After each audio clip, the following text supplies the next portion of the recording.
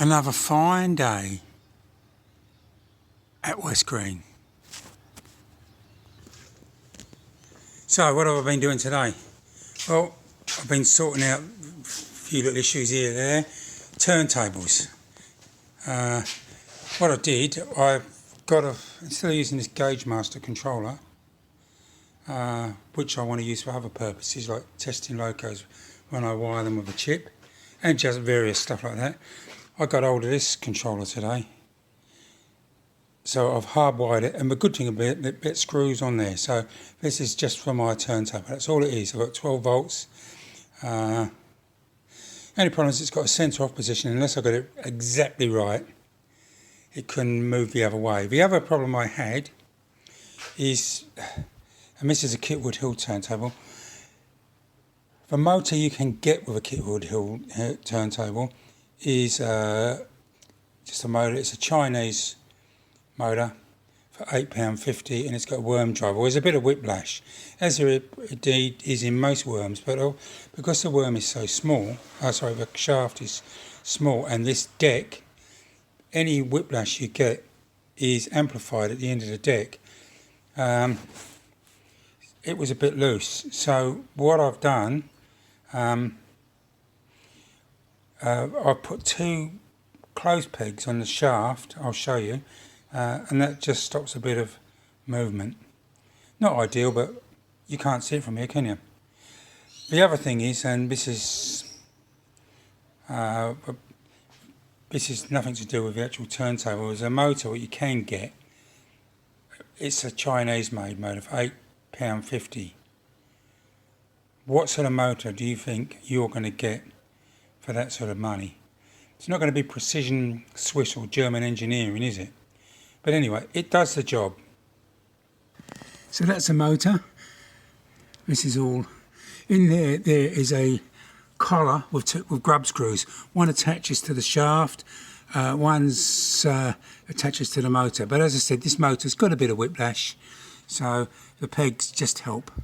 Oh, that's a Gauge Master, what do I call it? Reverse loop module. Because the other problem is with this turntable is when you turn it round, you reverse the polarity. Unless you've got a switch, you put a short on it. This takes care of that. So I've got a loco over the one of the engine pits in the shed. So let's bring that out.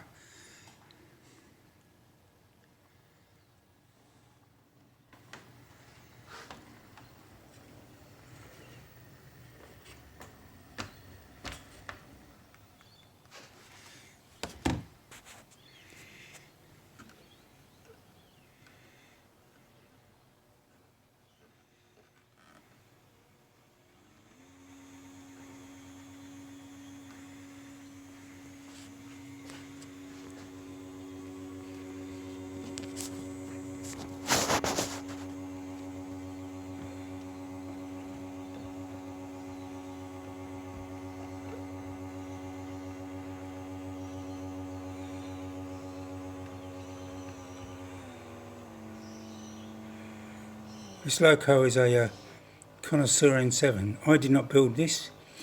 I bought a second hand off eBay because I couldn't buy the kit at the time. Just line it up a bit more. Oh.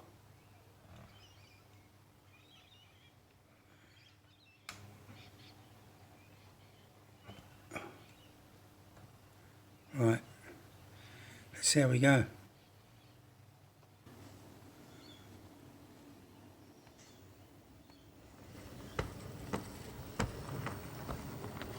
There we go.